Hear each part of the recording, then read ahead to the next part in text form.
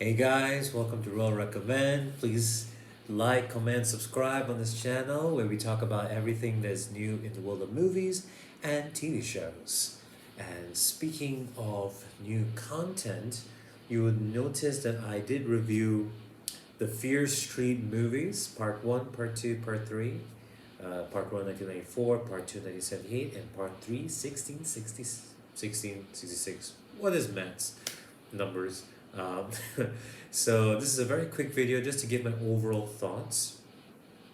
I think this is brilliant for Netflix because one, they were able to film three movies that was essentially released 1 week apart. And the great thing about it is that being a feature-length film, it created so much buzz as being part of this trilogy. I mean, you could argue that this was kind of similar to TV shows, right? Episode 1, 2, 3. But the fact that we got almost like an anthology of movies that stand on their own, yet further the story so well.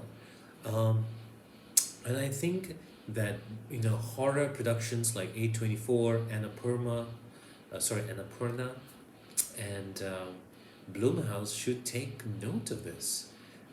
I'm not sure what was in the budget for these three films to film back to back or separately, but it was well done because people had something to look forward to from week to week and were buzzing about, oh God, how did this curse that's been inflicted on this town by Sarah Fear would pan out? Where did it come from? And we're learning of the story backwards. Like, how does this work? And with part one, we are in sort of modern times, present day, in the 90s, introduced to this roster of characters and this myth in the town that gets deeper and deeper with each movie. In each movie, it is in its own genre. With the first film, it was very much an ode to slasher movies, right? The Scream franchise and scary movies, which are more parodies actually. But this was like an ode to those slasher films from the late 80s, 90s, Halloween, etc., Friday the 13th.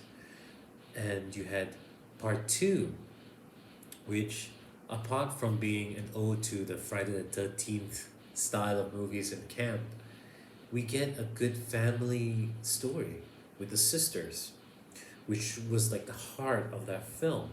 And it really elevated the stakes because you hear about the survivor from the past and you want to know about her story.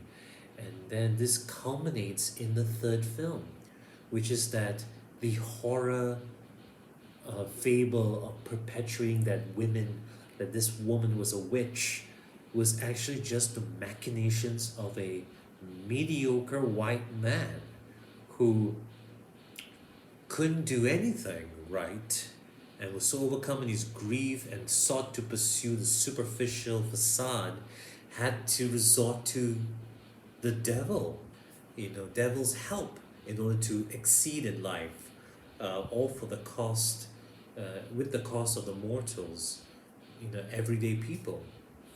It's a lovely allegory for, I think, gentrification, for the elitism that exists in society, as well as the perpetuation of the patriarchy, because you have the men, the system that was behind it. Spoiler alert, that we realized it was the sheriff and his family going back centuries, or 300 years.